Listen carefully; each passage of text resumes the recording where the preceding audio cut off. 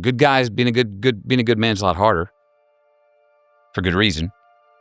Not going to be most popular. Not going to be always most affable.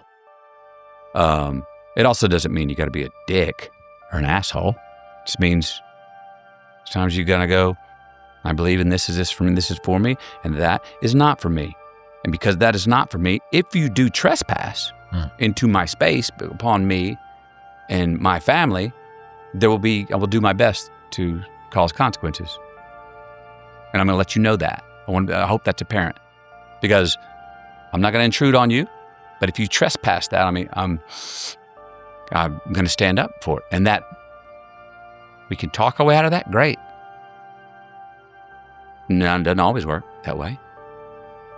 You know, a good man's not looking for trouble, you know, but if it comes, and if he or something he cares about and those who are susceptible to being trespassed on by trouble, a good man does what he can to do to stop that.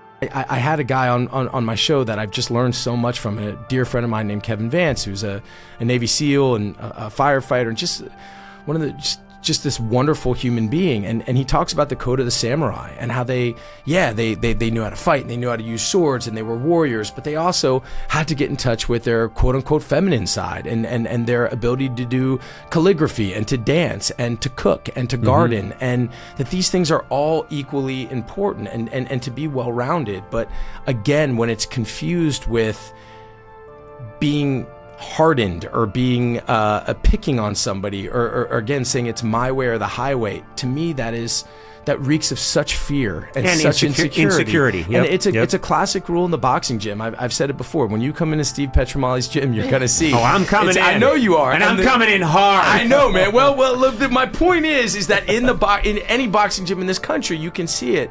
The guy who's the loudest, the guy with the brightest color clothes, the guy who's kind of dancing around. That's me. That's all three. Well, look, I think that will change, because I think that is almost always the guy you don't need to worry about. Yeah. But it is the guy who smiles at you and shakes your hand and nods and says, "Hey, man, you want to move a little bit?" Like, you got to deal with this guy. I'm coming in wearing bright shamrock shorts. Let's go.